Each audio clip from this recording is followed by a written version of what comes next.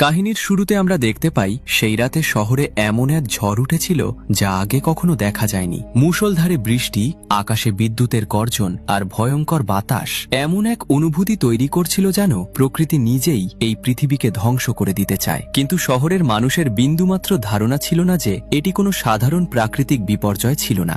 আসলে এই ঝড়ের সূত্রপাত হয়েছিল একটি রহস্যময় ঘন কুয়াশা থেকে, এবং পরের দিন সকালে সবকিছু বদলে গেল। পুরো শহর একটি অদ্ভুত ঘন কুয়াশায় ঢেকে গেল, যে কুয়াশায় পা রাখা মাত্রই মানুষ রহস্যময়ভাবে নিখোঁজ হয়ে যাচ্ছিল। যেই তার ভেতরে গেল সে আর কখনো ফিরে আসেনি। আসলে দেশের মিলিটারির একটি গোপন প্রজেক্টের কারণে ভুলবশত অন্য একটি ডাইমেনশন বা মাত্রার দরজা খুলে গিয়েছিল, আর সেই দরজা দিয়ে এমন কিছু ভয়ঙ্কর জিনিস এই পৃথিবীতে চলে এসেছিল যা মানুষের বিনাশের কারণ হতে চলেছিল। এখন এই পুরো শহরে মানুষের জন্য একমাত্র নিরাপদ জায়গা বলতে বেঁচে ছিল একটি সুপারমার্কেট, কিন্তু সেখানে আটকে পড়া মানুষজন তখনও পর্যন্ত নদী তীরে তৈরি একটি বাড়িতে ডেভিড নামের এক ব্যক্তি বসে একটি পেইন্টিং তৈরি করছিল।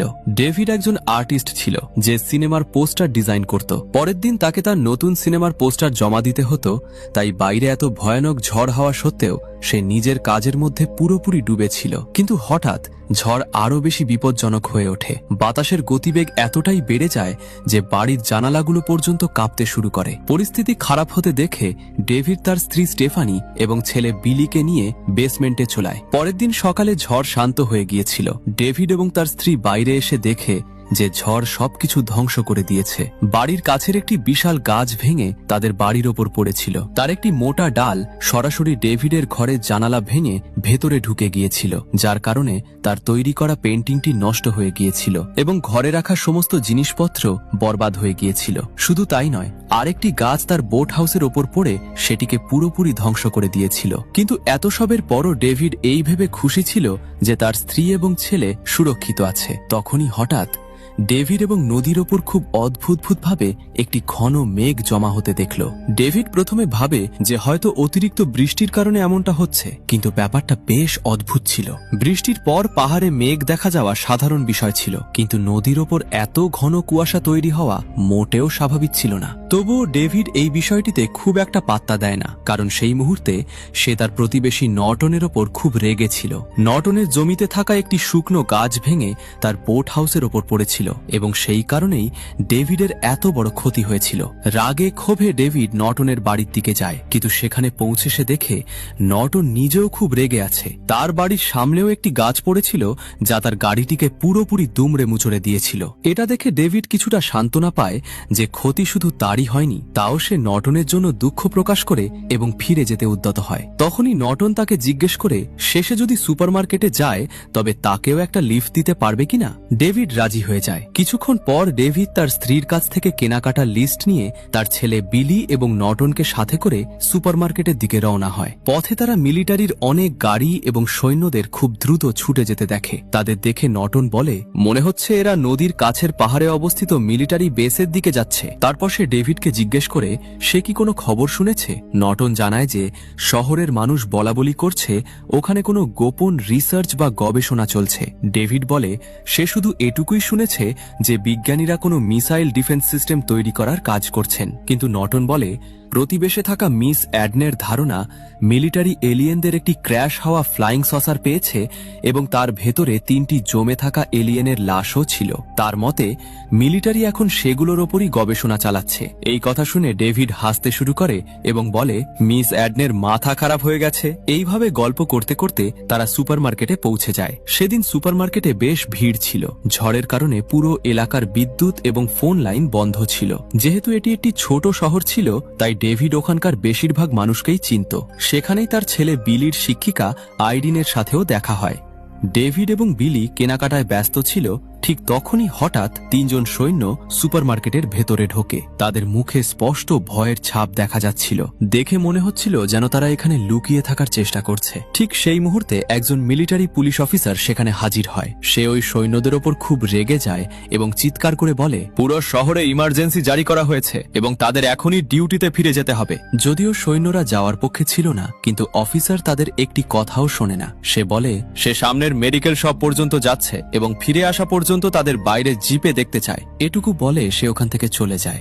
ডেভিড দূরে দাঁড়িয়ে এই সবকিছু দেখছিল, আর তখনই হঠাৎ পুরো শহরে সাইরেন বাজতে শুরু করে। সুপারমার্কেটের ভেতরে থাকা সমস্ত মানুষ আতঙ্কিত হয়ে বাইরের দিকে তাকাতে থাকে। পুরো শহর হঠাৎ এক অদ্ভুত উপায়ে নিস্তব্ধ হয়ে গিয়েছিল।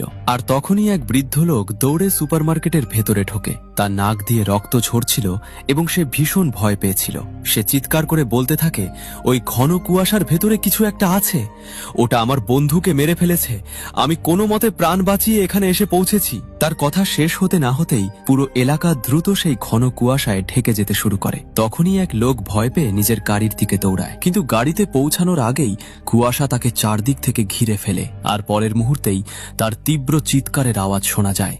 কিছু সেকেন্ডের মধ্যে পুরো সুপারমার্কেট চারপাশ থেকে সেই রহস্যময় কুয়াশায় বন্দী হয়ে যায়। কুয়াশা এতটাই ঘন ছিল যে বাইরে কিছুই দেখা যাচ্ছিল না। সুপারমার্কেটের ভেতরে থাকা কোনো মানুষেরই মাথায় আসছিল না যে বাইরে আসলে কি ঘটছে। কিছু মানুষের ধারণা ছিল হয়তো কোনো ফ্যাক্টরিতে কেমিক্যাল ব্লাস্ট হয়েছে এবং এই ধোঁয়া সেখান থেকেই আসছে। কিন্তু তখনই হঠাৎ পুরো মাটি কাঁপতে শুরু করে, মনে হচ্ছিল যেন ভূমিকম্প এসেছে। ভয়ে সবাই নিচে ঝুঁকে পড়ে।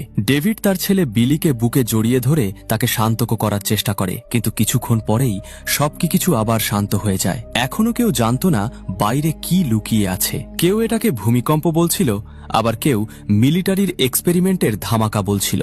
এরই মধ্যে সেখানে উপস্থিত কারমোডি নামের এক নারী হঠাৎ জোরে জোরে বাইবেল পড়তে শুরু করে। তার দাবি ছিল এটা পৃথিবীর শেষ সময়ের সূচনা। তখনই স্টোর ম্যানেজার সবাইকে শান্ত থাকার জন্য বলে। সে সবার কাছে অনুরোধ করে যতক্ষণ না এই কুয়াশা কেটে যাচ্ছে ততক্ষণ কেউ যেন বাইরে যাওয়ার চেষ্টা না করে। কিন্তু তখনই এক নারী কাঁদতে কাঁদতে বলে তার বাচ্চারা বাড়িতে একা আছে এবং তাকে যে কোনো মূল্যে তাদের কাছে যেতেই হবে। অনেকেই তাকে আটকানোর চেষ্টা করে, কিন্তু সে কারো কথা শোনে না এবং একাই কুয়াশার ভেতরে চলে যায়। ধীরে ধীরে বেশ খানিকটা সময় কেটে যায়, কিন্তু সেই রহস্যময় কুয়াশা তখনও একই রকমভাবে জমেছিল। সুপারমার্কেটের ভেতরে বসে থাকা মানুষজন অনবরত ভয় আর অস্থিরতার মধ্যে দিন কাটাচ্ছিল।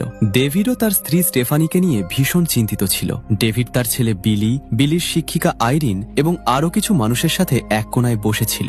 আইরিন সেখানে অ্যামান্ডা নামের আরেকজন শিক্ষিকার সাথে ডেভিডের পরিচয় করিয়ে দেয়। এরই মধ্যে স্টোরের অ্যাসিস্ট্যান্ট ম্যানেজার ওলি সেখানে আসে এবং বিলির খোঁজ খবর নেয়। ডেভিড তার কাছে বিলির জন্য একটি কম্বল চায়। ওলি জানায় স্টোরের পেছনের লোডিং ডকে জেনারেটর রয়েছে এবং সেখানে কম্বল পাওয়া যেতে পারে। ডেভিড নিজেই কম্বল আনতে পেছনের লোডিং ডকের দিকে রওনা হয়, কিন্তু সেখানে পৌঁছে সে দেখে জেনারেটরটি অতিরিক্ত গরম হয়ে গেছে এবং তা থেকে ধোঁয়া বেরোচ্ছে। ডেভিড সঙ্গে সঙ্গে জেনারেটরটি বন্ধ করে দেয়, যার ফলে চারদিকে অন্ধকার নেমে আসে। ডেভিড এই বিষয়টি ওলিকে জানানোর জন্য যেই না পেছনের দিকে ঘোরে, ঠিক তখনই হঠাৎ বাইরে থেকে একটি অদ্ভুত ও ভারী আওয়াজ তার কানে আসে। ডেভিড আস্তে করে পেছন ফিরে তাকায়, আর তখনই তারা নজর পড়ে স্টোরেজের শাটারের ওপর। বাইরে থেকে খুব বড় কোনো জিনিস সেই শাটারটি ভেঙে ভেতরে ঢোকার চেষ্টা করছিল। ডেভিড, ওলি এবং তার সাথে দুজন মেকানিক ও স্টোরের একটি ছেলেকে নিয়ে আবার লোডিং ডকে ফিরে আসে, কিন্তু সেখানে পৌঁছানোর পর সবকিছু একেবারে শান্ত ছিল।